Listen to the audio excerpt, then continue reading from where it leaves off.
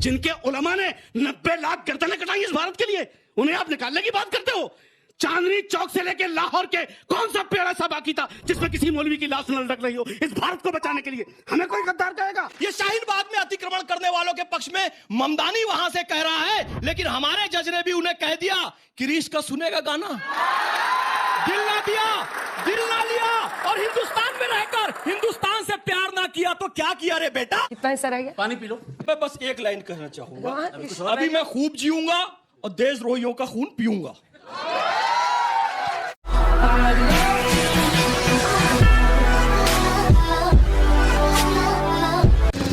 दोस्तों, मैं हमेशा कहता हूं आप जो भी हो, जैसे भी हो, वैसे ही बनकर रहा करो, क्योंकि असल होने में कोई भी बुराई नहीं है। जब आप दिखावा किया करते हैं, जब आप ढोंग किया करते हैं या फिर बड़ी बड़ी बातें किया करते हैं, तब ये भी देख लेना चाहिए कि सामने कौन बैठा हुआ है। कहीं ऐसा तो नहीं है कि जो भी झूठ आप बोल रहे हैं, जो छलावा आप करने की कोशिश कर रहे हैं, उन्हें मिनटों में ही ध्वस्त कर दिया जाए, जो कि आज इस मौलाना के साथ में हुआ है। बाकी किस तरह से फैज खान ने और अंजना ओम कश्यप ने इस मौलाना की कमर तोड़ी है, आप खुद देखिए। चलिए फैज खान साहब, इस विषय पर बोलने का आपका 2 मिनट का समय शुरू होता है।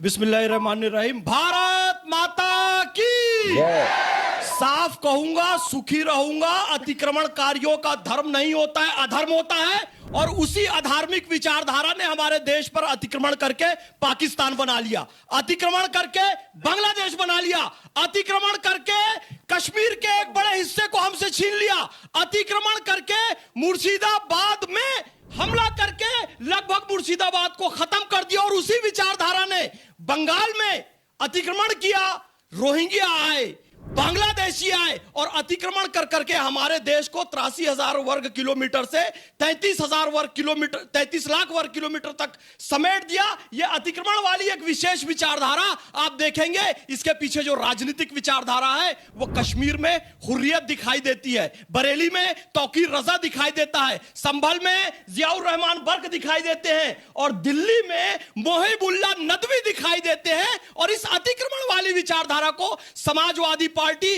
आम आदमी पार्टी और इस तरह कांग्रेस पार्टी, इस तरह की पार्टियां समर्थन देती है। मैं कहना चाहूंगा, ये अतिक्रमण वाले जब इनका अतिक्रमण तोड़ने जाओ तो ये पत्थरबाजी करने लगते हैं, और पत्थर लेकर कभी इन स्विंग कभी आउट स्विंग इनका एक्शन देखना, और अब यॉर्कर भी डालने लग गए। पता लगे ये यॉर्कर की विचारधारा कहां से आई, तो न्यूयॉर्क से यॉर्कर की विचारधारा आई। ये शाहीन बाग में अतिक्रमण करने वालों के पक्ष में ममदानी वहां से कह रहा है, लेकिन हमारे जज ने भी उन्हें कह दिया कि रीश का सुनेगा गाना, दिल ना दिया, दिल ना लिया, और हिंदुस्तान में रहकर हिंदुस्तान से प्यार ना किया तो क्या किया रे बेटा? इसलिए उनको जमानत नहीं दी गई। भारत में रहेंगे, भारत का खाएंगे तो भारत का गाना पड़ेगा। रोहिंग्या बांग्लादेशियों को बसाओगे, ईना चोलबे दीदी, ये विचारधारा नहीं चलेगी भारत। और अब ये अच्छी बात, कितना हिस्सा रह गया? पानी पी लो। 1 मिनट तो देंगे। आपको इतना क्यों मतलब अखड़ते हैं वो? सुनिए, इतनी मोहब्बत ना कीजिए, माइक उठाइए और विषय पर बोलिए। देखिए, मैं बस एक लाइन कहना चाहूंगा, अभी मैं खूब जीऊंगा और देशद्रोहियों का खून पीऊंगा। मौलाना अंसार रजा साहब, मौलाना अंसार के ले आए आप? क्या ये क्या तमाशा है? पानी नहीं पीना है सर। कहते हैं कि मंगोल खून पीते थे, और ये कह रहे खून पिएंगे, समझ जाइए। कहलाएंगे। हो गया की बात करते हो, हो गया। इशारों को अगर समझो, राज को राज रहने दो। देशद्रोहियों को इस देश से खत्म करना है, हमारे लक्ष्य बनाकर हम चल रहे हैं। इस विषय पर बोलने का आपका 2 मिनट का समय मौलाना अंसार रजा जी शुरू होता है अब। देखिए, सबसे पहले तो मैं एक बात कह देता हूं कि जहां तक अतिक्रमण का सवाल है, अतिक्रमण किसी भी तरीके से किसी भी के लिए भी जायज नहीं है, बिल्कुल नहीं होना चाहिए। चाहे वो कोई भी, चाहे मस्जिद वाला करे, मजार वाला करे, मंदिर वाला करे, आश्रम वाला करे, अतिक्रमण नहीं होना चाहिए। और अगर कोर्ट का आदेश है तो उसको गिराना चाहिए, लेकिन किसी को डरा धमका करके नहीं। 38,000 स्क्वायर मीटर जगह को मिटाने के लिए रात में 2 बजे 20 बुलडोजर लेके पहुंचेंगे आप। 38,000 स्क्वायर मीटर कितना होता है? 20 बुलडोजर। मतलब इतना खौफ पैदा करना चाह रहे हैं, हम डर के मारे मुल्क छोड़ के भाग जाएं। अभी जैसे हमारे एक भैया आए थे, ये कह रहे थे हम मुल्क छोड़ के नहीं। अरे भाई, कौन आपसे कह रहा आप मुल्क, क्या आपको पढ़ा दिया इस दुनिया ने? हिंदुस्तान छोड़ के ना आप जाएंगे ना हम जाएंगे। जिनको जाना था हमने लात मार के भगा दिया उन्हें पाकिस्तान। अब कोई नहीं जाने वाला और कोई हमें धमकाए ना, कोई हमें धमकाए। ये मुल्क, दुनिया बहुत खराब है। शायद इसीलिए जो अच्छे लोग आए वो जल्दी चले गए और पैदा यहीं हुआ हूं, मरूंगा यहीं पे मैं। वो और लोग थे जो कराची चले गए। मैं इन जैसे लोगों से कहना चाहता हूं कि मौसम बदलता देख के बस्ती की बकरियां, मौसम बदलता देख के बस्ती की बकरियां गजलें सुना रही हैं कसाई की शान में।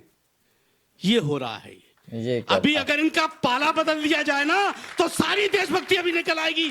हम जैसे हिंदुस्तान के जो मुसलमान हैं उनसे कोई देशभक्ति का सबूत मांगेगा? जिनके उलमा ने 90 लाख गर्दनें कटाई इस भारत के लिए, उन्हें आप निकालने की बात करते हो? चांदनी चौक से लेकर लाहौर के कौन सा पेड़ ऐसा बाकी था जिसमें किसी मौलवी की लाश न लटक रही हो? इस भारत को बचाने के लिए हमें कोई गद्दार कहेगा?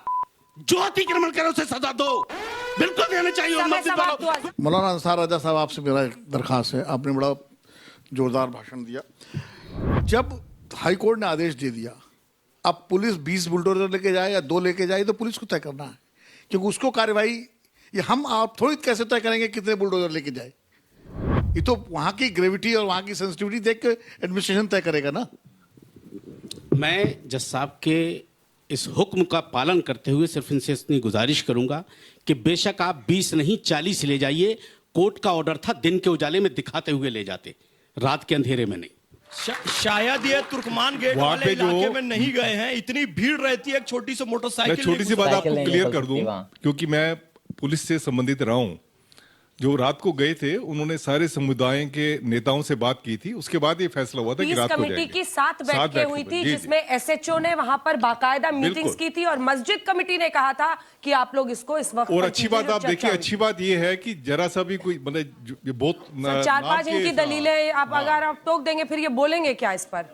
इनकी 3 ही दलील है, 20 बुलडोजर क्यों गया और रात के अंधेरे में क्यों हुआ, दोनों धराशायी हो गई। लेकिन जबरदस्त बोला दोनों, तालियों के साथ बहुत बहुत अभिनंदन आप दोनों का। नए राउंड में, नए तेवर में, नए कलेवर में। आइए सर, आइए आइए। मौलाना अंसार रजा साहब, आपका टाइमर लग रहा है और उस बीच में जो आप बोलेंगे विषय पर बोलेंगे। आपका 1 मिनट का समय शुरू होता है अब। सबसे पहले तो मैं सिद्धार्थ जी को बधाई देता हूं कि फैज़ खान साहब ने अभी ये कहा है कि जो कुछ भी काम हो रहा है वो इस्लामी उसूलों के हिसाब से बीजेपी कर रही है, तो आपको बहुत बहुत बधाई। दूसरी चीज़ आपने ये कहा है कि इस तरह से मुसलमान होना चाहिए, इस तरह से मुसलमान होना चाहिए। हिंदुस्तान का मुसलमान कुर्सी देख कर के ईमान नहीं बदलता। अब हिंदुस्तान का मुसलमान अपने मुल्क से मोहब्बत करता है, गर्दन भी कट जाएगा तब भी मुल्क के साथ रहेगा और अपने उसूलों से समझौता नहीं करेगा। रहा सवाल अतिक्रमण का, मैं बार बार कह रहा हूं, पत्थरबाजों को जो भी कानून से कड़ी सजा हो, जो गुनहगार है उसे सजा मिलनी चाहिए। कानून कोई अपने हाथ में नहीं ले सकता है, लेकिन हमारे साथ इंसाफ हो। जो कानून हमारे लिए तय हो वो दूसरों के लिए तय हो।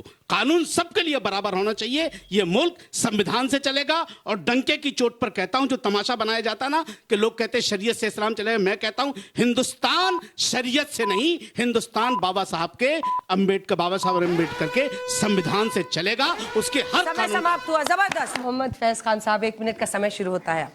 मैं अपने मत पर कायम हूं कि पत्थरबाजों का और अतिक्रमण करने वालों का कोई धर्म नहीं होता, बल्कि अधर्म होता है। ना कि पत्थरबाज ना लाल सलाम, मुसलमानों के हाथ में दो कलम और कलाम। और मैं ये विपक्षी पार्टियों से कहना चाहता हूं कि मुसलमानों को अपना राजनीतिक टूल मत बनाइए। और यदि जामा मस्जिद के आसपास का अतिक्रमण हटेगा, साफ सफाई होगी, तो इस्लाम के मूल्य स्थापित होंगे। क्योंकि इस्लाम ये कहता है सफाई ईमान की अलामत है।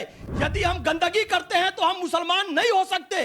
यदि ये काम मुसलमान नहीं करेगा तो ये काम मोदी जी करेंगे, ये काम योगी जी करेंगे, ये काम रेखा गुप्ता जी करेंगे। जो हो रहा है सब कुछ मुसलमानों के अनुरूप और इस्लाम के अनुरूप हो रहा है। बार बार इसमें दखलंदाजी कर मुसलमानों को कटघरे में खड़े करने का काम ये समाजवादी पार्टी, आम आदमी पार्टी और कांग्रेस पार्टी ना करे। मैं ये निवेदन करना चाहता हूं, अभी कहां आराम बदा या मूक निमंत्रण छलना है। अरे अभी तो मिलो मुझको चलना है। अंजना जी और आज तक को बधाई दूंगा कि आपके माध्यम से और सोशल मीडिया के माध्यम से अब मुसलमानों की आवाज मुखर रूप से आ रही है, जो पॉजिटिवली। बहुत अच्छा। और ये आवाज किसी एक तरफ से नहीं आ रही। आज की डेट में ऐसे जाने कितने मुसलमान आ चुके हैं जो कि खुलकर अपनी बात रखा करते हैं, जो कि खुलकर देश के साथ में खड़े रहते हैं, जो जय हिंद भी बोलते हैं, जो वंदे मातरम भी बोलते हैं, और जरूरत पड़ने पर अपनी कौम के गद्दारों को, अपने देश के गद्दारों को धोने से भी नहीं हटते और उन्हें बुरी तरह से रगड़ते रहते हैं, आए दिन उन्हें धोते रहते हैं। बाकी आप लोग इस बारे में क्या सोचते हैं, कमेंट कर जरूर बताएं। जल्द मिलते हैं किसी नए वीडियो में नए टॉपिक के साथ। तब तक गुड बाय, नमस्कार, जय हिंद।